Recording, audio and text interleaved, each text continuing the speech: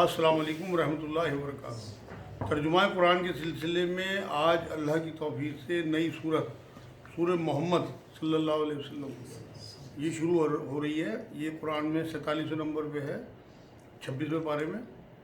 یہ مدنی صورت ہے، اس میں 38 آیتیں ہیں اور 4 رکوع ہیں۔ قرآن میں 47 نمبر پہ ہے، نزول کے اعتبار سے اس کا نمبر 95 ہے۔ نبی اکرم صلی اللہ علیہ وسلم اسے اکثر مغرب میں پڑھتے تھے۔ بدر سے پہلے نزول ہوا، انقلابی گفتگو ہے، اللہ کی مدد کا ذکر ہے اس میں، اور میدان سے فرار ہونے پر جو منافقوں کا معاملہ ہوتا ہے اس کا ذکر ہے، اور ان کی سزا بھی اس میں آئے گی۔ الحمدللہ رب العالمین والصلاۃ والسلام علی رسول الکریم وعلی آلہ وصحبہ اجمعین، اما بعد، اعوذ باللہ من الشیطان الرجیم، بسم اللہ الرحمن الرحیم۔ رب اشرح لی صدری ویسر لی امری واحلل عقدۃ من لسانی یفقہوا قولی۔ سبحان ربک رب العزت عما یصفون وسلام علی المرسلین والحمد للہ رب العالمین۔ شروع اللہ کے نام سے جو بڑا مہربان نہایت رحم فرمانے والا ہے۔ سورہ محمد آیت نمبر 1۔ جن لوگوں نے کفر کیا اور اللہ کی راہ سے روکا، اللہ نے ان کے اعمال برباد کر دیے، اللہ ان کی سازشیں ناکام کی۔ اللہ نے پچھلے جو اعمال کرتے تھے، یہ منافقوں کے بارے میں جو کفار مکہ تھے ان کے بارے میں آیت آئی تھی کہ کیونکہ وہ حاجیوں کی مہمان نوازی بھی کرتے تھے، قیدی چھڑاتے تھے، صلہ رحمی بھی کرتے تھے، کھلانا پلانا مہمان نوازی بہت کرتے تھے، تو اللہ نے کہا کہ ان کی جو خدمات ہیں یہ سب کفر کی وجہ سے اور جنگ بدر میں لڑنے کی وجہ سے اللہ نے سب برباد کر دی۔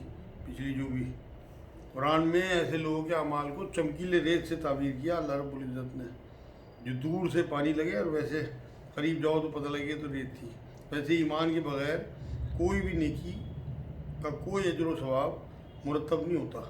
تو پہلے 1 نمبر پہ شرط ہے اللہ سے وفاداری، اس کے بعد آپ کی نیکی اللہ تک پہنچتی ہیں، ورنہ بہت لوگ ایسے بھی ہیں جو غیر مسلم بڑی بڑی نیکیاں کرتے ہیں، لیکن اگر ایمان نہیں ہے تو انہیں یہیں اس کا فائدہ مل جائے گا، آخرت میں ان کا کوئی حصہ نہیں ہوگا۔ اور جو لوگ ایمان لائے اور اچھے کام کیے اور اس پر بھی ایمان لائے جو محمد صلی اللہ علیہ وسلم پر اتاری گئی، یعنی یہ قرآن پہ، مطلب مدینہ کے جو یہود تھے انہیں آگاہ کر دیا گیا کہ نبی اکرم صلی اللہ علیہ وسلم پہ ایمان لانا ضروری ہے۔ آپ صلی اللہ علیہ وسلم کے جو دشمن تھے وہ کیونکہ دین سے روکتے تھے، آج بھی جو لوگ بنا سوچے سمجھے دین میں روڑے اٹکاتے ہیں اور لوگوں کو روکتے ہیں، چاہے مسجدوں میں آنے سے یا پروگرام میں آنے سے، جیسے پہلے ہمارا پروگرام پرانے مرکز میں ہوتا تھا، لوگ راستے میں کھڑے ہوتے تھے، روکتے تھے، اسی طرح سے اس زمانے میں بھی نبی اکرم صلی اللہ علیہ وسلم کے زمانے میں ہمیشہ چلا رہا دین سے روکنے کا معاملہ۔ تو اللہ رب العزت نے کہا کہ ایمان لانا ضروری ہے، تب آپ کے نیک عمل کام آئیں گے، اور رسول اکرم صلی اللہ علیہ وسلم پہ جو چیز اتاری گئی یعنی قرآن، اس پہ بھی ایمان لانا ضروری ہے۔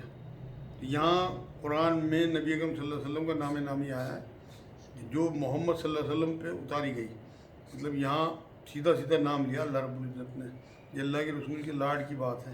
اور دراصل ان کے رب کی طرف سے سچا دین بھی وہی ہے، اللہ نے ان کے گناہ دور کر دیے اور ان کے حال کی اصلاح کر دی، یعنی کہ ایمان لانے کی بات جو ہے شرک وغیرہ جو پہلا کوئی گناہ ہوا اسے ڈیلیٹ کر دیتا ہے اللہ پاک۔ بخاری شریف کی حدیث پاک میں ہے کہ اسلام پچھلے تمام گناہوں کو مٹا دیتا ہے، جو بھی آپ، اور میں نے پچھلی بار بھی آپ کو بتایا تھا کہ سورہ فرقان کی آیت 70 میں تو اللہ رب العزت نے گناہ گنوا کے کہا کہ اگر کوئی توبہ کر لیتا ہے بوڑھا آدمی بھی تو اس کے تمام پچھلے گناہ معاف ہو جاتے ہیں، جیسے قتل و غارت ہے، شرک ہے یا زنا ہے، نام لیا بلکہ اللہ رب العزت نے۔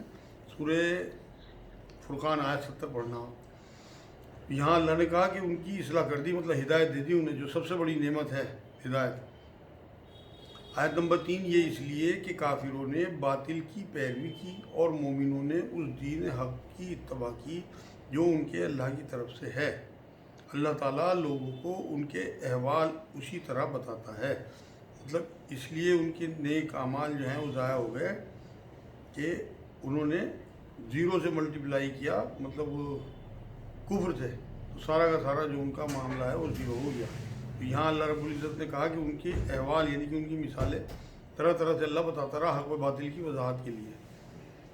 تو جب کافروں سے تمہاری مٹ بھیڑ ہو تو گردنوں پر وار مارو، مطلب کوئی جھجک نہیں ہونی چاہیے، कि दावत का नया दौर शुरू हुआ था। मक्के में 13 बरस सब्र हिजरत के सफ़र में क़िताल की आयतें आई थी जो इजाज़त आई। हिजरत के बाद मद्दी सूरतों में क़िताल का हुक्म हुआ। अब टकराव का मौका आ रहा, तो वैसे ही हुक्म दिए जा रहे हैं। तो तुमने जो सब्र किया उस सब्र के बदले में अब तुम्हें इजाज़त दी जा रही कि तुम इनसे टकराव, कोई झिझक ना करो। यहाँ अल्लाह ने वही बात कही कि इनकी गर्दनों में मारो, मतलब इस तरह वार करो कि ये किसी काबिल ना रहे। जब उनको अच्छी तरह कुचल डालो, मतलब उनकी ताकत को खूब खूरेजी करके, ज़्यादातर को कत्ल करके, कुचल के, उनकी ताकत तोड़ के उन्हें कैदी बनाओ। ये ना हो कि तुम फिदिया दे के छूट जाएँ वो तुम्हें, बल्कि बाकी अकीदे के साथ जो भी मामला हो उसे ख़त्म करो। यहाँ अल्लाह ने कहा जब उनको अच्छी तरह कुचल डालो तो अब खूब मजबूत कैदोबंद से गिरफ़्तार करो, मतलब उन्हें की ताकत तोड़ के उन्हें गिरफ़्तार करो, फिदिया लेके नहीं छोड़ना। फिर इख्तियार है कि ख्वा एहसान रख कर छोड़ दो या फिदिया लेकर छोड़ दो, ताकि लड़ाई अपने हथियार वो रख दें, मतलब जो दुश्मन है। यहाँ अल्लाह रब्बुल इज़्ज़त ने कहा कि पहले उन्हें कुचलो, उनकी ताकत को ख़त्म करो, उसके बाद जो है वो फिर तुम्हारे अपने ऊपर है कि जैसा भी तुम मुनाजी समझो। हिकमतन नबी अकरम सल्लल्लाहु अलैहि वसल्लम के मशवरे से ये सूरह बकरा 193 में भी आई थी बात, तब तक लड़ो कि जब तक फितना ख़त्म ना हो जाए। तो यहाँ उसी बात को अल्लाह रब्बुल इज़्ज़त ने दोहराया। और फिर इख्तियार है कि ख्वा तुम एहसान रख कर छोड़ दो, मतलब जब जंग बिल्कुल ख़त्म हो जाए तो कुफ़ार जो हैं उनकी कमर टूट जाए, दुश्मन मगलूब हो जाए, तो उनकी जंगी सलाहियतें जो हैं सारी ख़त्म हो जाए, तब कैदी बनाने का हुक्म है, मतलब बिल्कुल ख़त्म करने के बाद। और चाहे तो उनसे फिदिया लो या बिना कुछ लिए दिए उनसे छोड़ दो, उन्हें एहसान रख के उनके ऊपर, या फिदिया लेके छोड़ दो। वैसे जो है सब्र दरगुजर की बात इस्लाम करता है, लेकिन जब मैदान जंग का मामला हो तो पीछे नहीं हटना, मतलब पुरजोर तरीके से बातिल को ख़त्म करना है। इन आयतों से यही बात लगती है। और फिदिया जो है वो अल्लाह रब्बुल इज़्ज़त ने हमारी मर्ज़ी पे छोड़ दिया उस वक्त जो लोग मौजूद थे ईमान वाले, कि जैसा वक्त तुम देखो मुसलमानों के हक़ में बेहतरी वैसा कर लो कि फिदिया लेके उन्हें छोड़ दो, उस वक्त जब वो बिल्कुल लड़ाई जो है ख़त्म हो जाए और वो अपने हथियार रख दें। यही हुक्म है। और अगर अल्लाह ताला चाहता तो ख़ुद ही उनसे बदला ले लेता, मतलब कुफ़ार को ख़त्म कर देता अल्लाह। तो वो सब कुछ करने पे कुदरत रखता है कुन फयाकुन में, लेकिन अल्लाह का मकसद तो आज़माना था ना, तो इस वजह से उसने मुसलमानों के हाथ में दिया मामला सारा। लेकिन उसकी मंशा है कि तुम में से एक का इम्तिहान दूसरे के ज़रिए ले ले। ये है असल मकसद, जो अल्लाह ख़ुद कोई काम नहीं करता बल्कि लोगों के ज़रिए एक दूसरे को आज़माता है। तो अल्लाह का आज़माना जो मकसद है ना, जंग में हक़ और बातिल का जो मार्का है वो सजे और हक़ की जीत हो, ये सारी दुनिया देखे कि कौन, और अल्लाह भी देख ले कि कौन अपने रिश्तेदारों को देख के लचकता है या उनकी गर्दन मारता है। बस यही आजमाइश है कि कौन किस गिरोह का है। मतलब दो ही गिरोह हैं, एक अल्लाह का गिरोह और एक शैतान का गिरोह। जो अल्लाह की बात मानता है वो अल्लाह के गिरोह में है, तो यही देखा जाएगा, यही आजमाइश है। काफिरों पे रहम दिल तो नहीं होते, अल्लाह के फरमाबरदार हैं नहीं हैं, जिसे शहादत जो है अजीज़ है या माल गनीमत अजीज़ है, तो जो भी चीज़ मिले अल्लाह की तरफ से उससे वो शाकिर है नहीं है। अबू बकर सिद्दीक़ साहब के बेटे जो थे, एक बार जब वो बाद में ईमान में आ गए तो उन्होंने अपने वालिद से कहा कि आप जंग बदर में 3 बार या 2 बार मेरी तलवार के नीचे आए, लेकिन मैंने वालिद का एहतराम करते हुए, लिहाज करते हुए आपको छोड़ दिया। तो अबू बकर सिद्दीक़ साहब का जवाब ये था कि अगर तू एक बार भी मेरी तलवार के नीचे आया था मैं तेरी गर्दन उड़ा देता। ये है ईमान का तकाज़ा असल में। तो वहाँ अल्लाह यही आजमाइश करना चाहता है, जो लोग ये मुठभेड़ कराता है कि ये ख़ुद की बात रखते हैं, अपनी रिश्तेदारी ऊपर रखते हैं या फिर मेरी बात को ऊपर रखते हैं। यहाँ अल्लाह रब्बुल इज़्ज़त ने वही बात कही। यहाँ अल्लाह ने कहा कि खुद ही बदला ले लेता, लेकिन उसकी मंशा है कि तुमको एक दूसरे का इम्तिहान दूसरे के ज़रिए से ले ले। जो लोग अल्लाह की राह में शहीद कर दिए जाते हैं, अल्लाह उनके अमाल हरगिज़ ज़ाया नहीं करेगा। मतलब क़िताल करते हुए जो शहीद हुए लोगों के पिछले अच्छे काम भी जोड़ के अल्लाह पाक उन्हें वैसा ही मामला जो है करेगा आखिरत में उनके लिए, उन्हें राह दिखाएगा और उनके हालात की इस्लाह कर देगा, मतलब ताकि उनकी जन्नत का रास्ता जो आसान हो जाए, उनकी इस्लाह कर देगा और उन्हें उस जन्नत में ले जाएगा जिससे उन्हें शनासा कर दिया है। मतलब जन्नत में क्या क्या होने वाला है दुनिया में कुरान और हदीस के ज़रिए पहले से हमें बता दिया गया। नबी अकरम सल्लल्लाहु अलैहि वसल्लम सब कुछ बता गया कि जन्नत में किस तरह की हमारे नेमतें होंगी, कैसी हमारी ऐश होगी वहाँ पे, जो चीज़ें हमारे ऊपर यहाँ हराम है वहाँ हमें तोहफ़तन दी जाएंगी। तो वहाँ पता ये लगेगा हमें कि हमारी जन्नत जो है जन्नत पहचानी सी है। खुद अपने घरों में लोग चले जाएंगे जन्नत में, जो उनके मुकाम होंगे। हदीस पाक में है जन्नतियों को अपनी जन्नत जो है घर के रास्तों की तरह पहचान होगी, अपने अपने ठिकानों की। दुनिया में अपने घर के रास्ते जो है ना उनसे भी ज़्यादा पहचान होगी। बुखारी की हदीस पाक है, मतलब जो है रूट सारा पता होगा और तरीका भी पता होगा किस तरह चलना है, मालूम नहीं करना पड़ेगा। यहीं से उन्हें इस तरह की समझ दे दी जाएगी मौत आने के बाद कि उन्हें सब अपने ठिकाने पता होंगे और उन्हें इस जन्नत ले जाया जाएगा जिसके उन्हें शनासा कर दिया गया है दुनिया में। मतलब आयत नंबर 7 है, ईमान वालों अगर तुम अल्लाह के दीन की मदद करोगे तो वो तुम्हारी मदद करेगा। मतलब बेफिक्र होगे, दीन में लगो, अल्लाह तुम्हारे कदमों को मजबूती देगा। सूरह हज 40 में भी ये बात आई थी कि अल्लाह रब्बुल इज़्ज़त ने कहा कि जो मेरी मदद करेगा, अल्लाह की मदद करेगा, अल्लाह उसकी मदद करेगा। तो अल्लाह की मदद क्या है? तो उसकी मखलूक की मोहब्बत करना, उनकी ज़रूरतें पूरी करना, उनके लिए आसानियाँ पैदा करना और अल्लाह के हुक्म, उसकी शरीयत को फॉलो करना। आज हम गौर करें अपने ऊपर कि हम वाकई कितना हम अल्लाह की मदद कर रहे हैं। सूरह आले इमरान आयत 52 में भी आया था कि अल्लाह की मदद का जो है वो वादा किया अल्लाह ने कि जो मेरी मदद करेगा मैं उसकी मदद करूँगा। आगे सूरह सब में भी 14 नंबर में आएगा उसके दीन की मदद जो है और दीन की सरबुलंदी के लिए जद्दोजहद जो करेगा वो कामयाब लोग हैं। तो अल्लाह ने उन्हीं लोगों का यहाँ जिक्र किया, अगर तुम अल्लाह के दीन की मदद करोगे तो वो तुम्हारी मदद करेगा और तुम्हें साबित कदम रखेगा। मतलब जंग के मैदान में भी, दुनिया में भी, पुल सिरात पे भी, हर जगह अल्लाह रब्बुल इज़्ज़त तुम्हें जो है इस्तकामत देगा। आखिरत में हम अल्लाह के हो जाएँ तो वो हमसे ज़्यादा हमारा हो जाता है।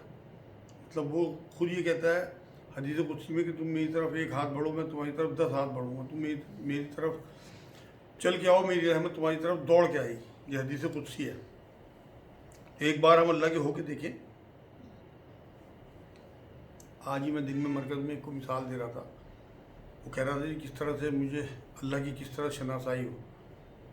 तो एक तो अव्वल तो ये सवाल करते ही नहीं लोग। मैंने भाई तुझे अगर अल्लाह का होना तो तू अपने आप को बूंद समझ और उस बूंद को समंदर में डाल, फिर वो बूंद थोड़ी रह जाएगी। आप एक बूंद आपके हाथ में हो, उसे आप समंदर में डाल दो, अब वो क्या कहलाएगी? कोई बूंद कहलाएगी या समंदर? बस अगर आप अल्लाह के हो गए तो अल्लाह का सब कुछ आपका हो गया, फिर आप समंदर हैं, फिर आप बूंद नहीं हैं। तो वो बड़ी इस बात से बड़ा मुतासिर हुआ। और जो लोग काफिर हुए उन्हें हलाकी हो, अल्लाह उनके अमाल गारत कर देगा। मतलब क्योंकि उन्होंने उसे नापसंद किया जो नाजिल किया गया, मतलब कुरान को।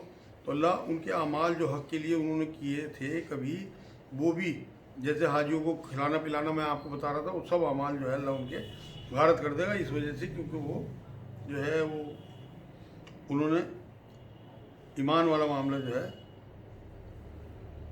वो नहीं लिया, चाहे कितने पीछे अच्छे अमाल किए हों। ये इसलिए कि वो अल्लाह की नाजिल करदा चीज़ से नाखुश हुए। मतलब कुरान और रसूल सल्लल्लाहु अलैहि वसल्लम दोनों ही अल्लाह के नाजिल करदा हैं।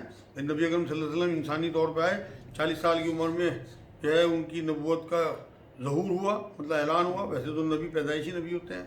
तो और फिर अल्लाह के रसूल को भी और कुरान को भी इन लोगों ने नापसंद किया, ईमान को। तो अल्लाह रब्बुल इज़्ज़त ने इन अमाल को बर्बाद कर दिया। बस अल्लाह ताला ने भी उनके अमाल ज़ाया कर दिए। क्या उन लोगों ने ज़मीन में चल फिर कर उसका मुआयना नहीं किया कि उनसे पहले के लोगों का नतीजा क्या हुआ?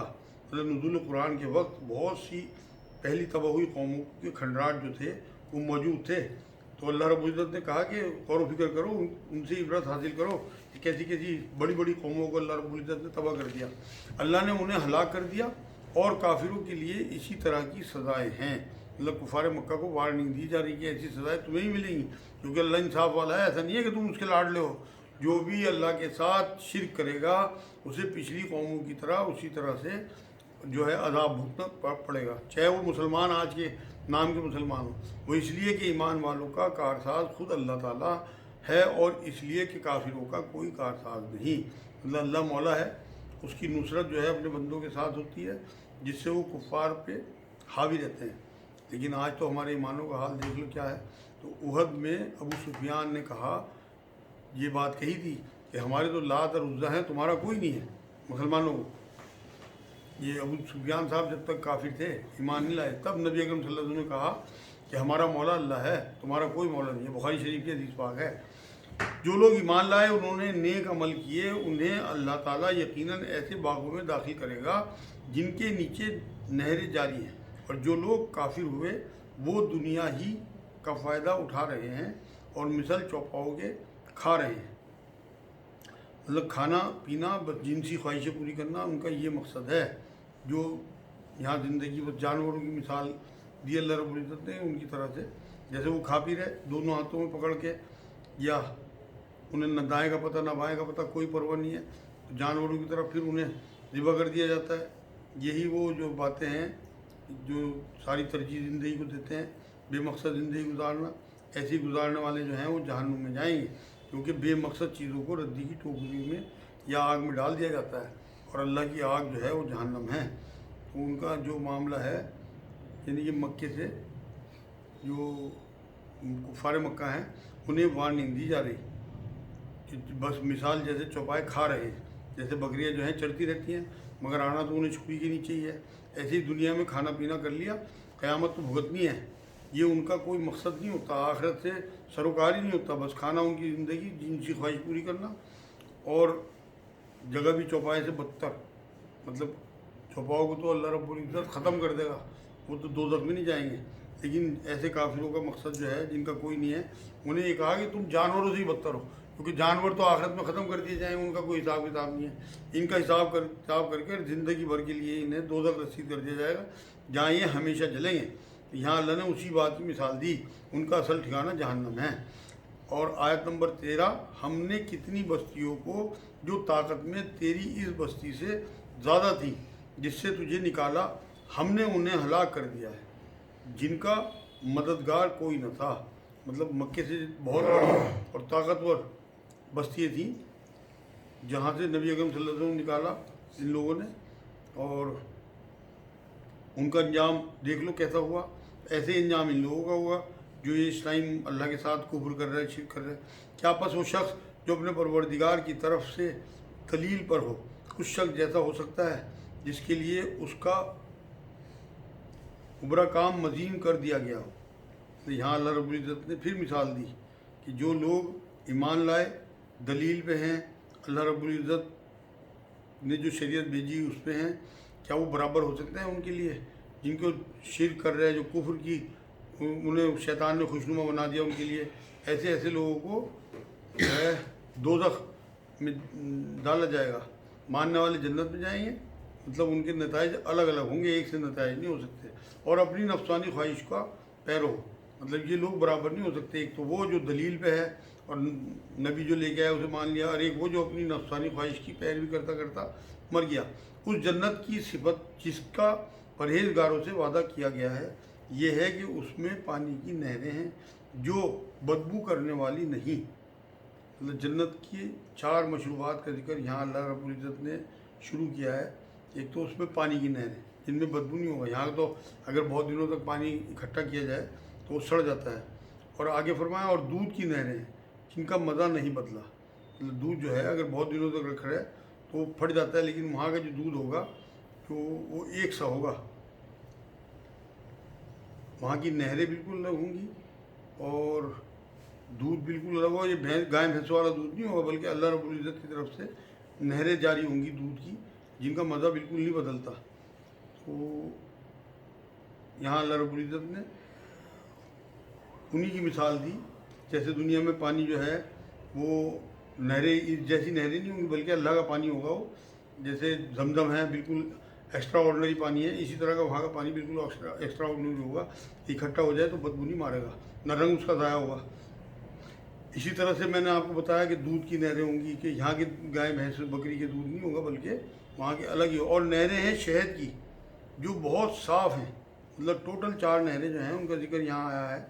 دنیا جیسا جعلی شہد نہیں کہ یہاں کوئی لوگ جو ہیں اپنی مرضی سے شہد بنا لیتے ہیں، یا مکھیاں پالن کر کے وہ شہد، جعلی شہد ہوتا ہے۔ پیور شہد صاف ستھرا زمین سے نکلا ہوا، مکھی کے پیٹ سے نکلا ہوا نہیں ہوگا، بلکہ اللہ رب العزت کی طرف سے کن فیکن والا شہد ہوگا۔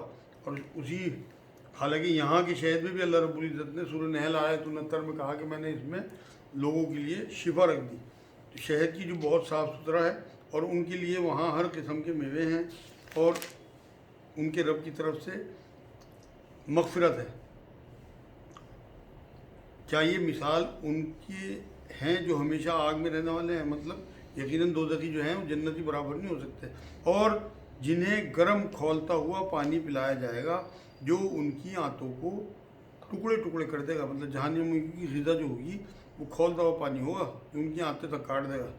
یہ جو ہے جنت والا اور جہنم والوں کا جو ذکر ہے، جس کی آنتیں گرمی پانی سے ٹکڑے ہو جائیں گی، یہ لوگ برابر نہیں ہو سکتے جنتیوں کے۔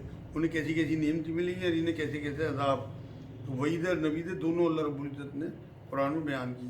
آیت نمبر 16، اور ان میں بعض ایسے بھی ہیں کہ تیری طرف کان لگاتے ہیں، یہاں تک کہ جب تیرے پاس سے جاتے ہیں تو اہل علم سے باوجہ گند ذہنی وال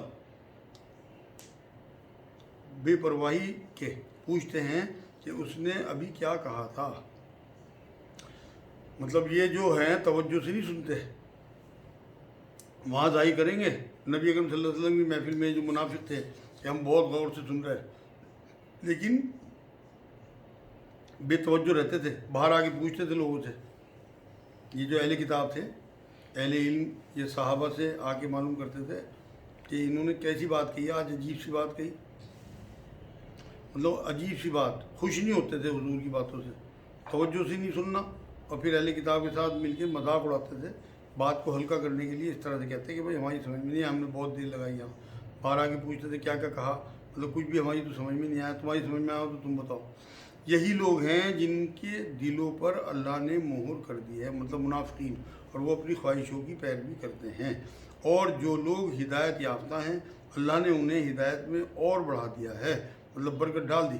دل میں ہدایت کی چاہت ہو، جیسے گناہ ہونے پہ دل میں آدم علیہ السلام کی ندامت ہوئی تھی، تو الفاظ اللہ رب العزت نے سکھائے انہیں، اور انکساری سب سکھا دی، اور پھر توبہ قبول کر کے انہیں نبی بنا دیا۔ اسی طرح اگر کوئی جو ہے ہدایت کی طرف آ جاتا ہے تو اللہ اسے بڑھاتا چلا جاتا ہے، ہدایت میں برکت دیتا ہے، اور انہیں ان کی پرہیزگاری عطا فرمائی ہے۔ مطلب یہ ہے اللہ کی کرم نوازی، جو ہدایت کی طرف آئے اسے مزید توفیق ملتی رہتی ہے۔ پہلا قدم بڑھانا پڑتا ہے، باقی سب اللہ سنبھال لیتا ہے، استقامت دیتا ہے۔ ہدایت کی جو سچی طلب اور تڑپ لے کے آگے بڑھے گا، برکتوں کے ساتھ ملتی ہے، ساتھ میں پھر استقامت بھی اور ثابت قدمی بھی، دین کی طرف بڑھتا چلا جاتا ہے۔ الحمدللہ میرے ساتھ بھی سب یہ الحمدللہ ہو چکا۔ آیت نمبر 18، تو کیا یہ قیامت کا انتظار کر رہے ہیں کہ وہ ان کے پاس اچانک آ جائے؟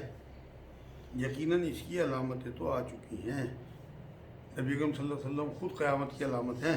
نبی نے ایک بار بخاری شریف کی حدیث پاک ہے، 2 انگلی اس طرح برابر کھڑی کر کے کہا کہ میں قیامت اتنے قریب ہیں، میرے آنے کے بعد مطلب قیامت کبھی بھی آ سکتی ہے۔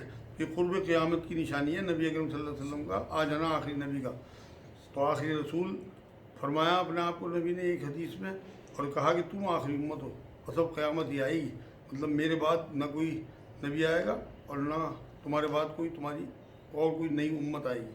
تو یہاں یہ بات میں واضح کر دوں کہ نبی اکرم صلی اللہ علیہ وسلم کا آنا ہی قرب قیامت کی سب سے بڑی نشانیوں میں گنا جاتا ہے۔ تو یہاں اللہ نے کہا کہ کیا یہ قیامت کا انتظار کر رہے ہیں کہ وہ ان کے پاس اچانک آ جائے؟ یقیناً اس کی علامتیں تو آ چکی ہیں۔ مطلب ہر دھرم تو قیامت کے انتظار میں رہتے تھے نا، تو وہاں اللہ رب العزت نے انہوں نے ٹوکا۔ پھر جب کہ ان کے پاس قیامت آ جائے، انہیں نصیحت کرنا کہاں ہوگا؟ مطلب کوئی فائدہ ہی نہیں ہوگا اگر وہ جو ہے عذاب دیکھ کے توبہ کرنے لگیں اور وہاں ایمان لانے کی بات کریں تو وہ قبول نہیں ہوگی۔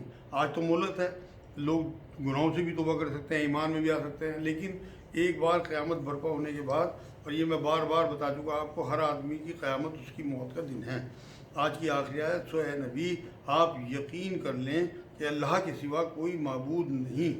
مطلب یہ سب سے بڑا علم ہے، جس سے مل جائے بس وہ خوش نصیب ہے کہ اللہ کے علاوہ کوئی معبود نہیں، اور اپنے گناہوں کی بخشش مانگا کریں۔ مطلب یہ بلند مرتبے کی بات ہے کہ نبی اکرم صلی اللہ علیہ وسلم تو ویسے گناہوں سے پاک تھے، بس وہ خود اپنے مقام پہ کسی جنبش کا بھی احساس کرتے تو استغفار کرتے تھے۔ بخاری کی حدیث پاک ہے، دن میں 100 بار، ایک روایت میں 70 بار استغفار کرتا ہوں۔ لوگوں کو بھی کہتے تھے کہ تم بھی استغفار کیا کرو، توبہ کیا کرو اللہ سے۔ تو یہاں اللہ نے کہا کہ اور اپنے گناہوں کی بخشش مانگا کریں، اور مومن مردوں اور مومن عورتوں کے حق میں بھی مطلب استغفار کیا کریں۔ نبی کا استغفار اگر مومن مرد اور عورتوں کے لیے ہو تو کیا بات ہے۔ ایک بار نبی کے मुंह से निकल जाए हमारे लिए इस्तग़फ़ार तो अल्लाह टालेगा नहीं। अल्लाह तुम लोगों की आमदो रफ्त की और रहने सहने की जगह को खूब जानता है। मतलब जहाँ भी तुम होते हो, जो भी तुम करते हो, अल्लाह वाकिफ़ है। यानी कि रात दिन का तमाम इल्म उसे है, तुम्हारी सारी सरगर्मियाँ उसे पता है। इसलिए तन्हाई में भी गुनाह करते हुए डरें। आपको अगर ये एहसास हो जाए कि तन्हाई में अल्लाह मुझे देख रहा है, आप यकीन करें गुनाह आपके बहुत कम हो जाएंगे, ना के बराबर। वमा अलैना इल्लल बलाग।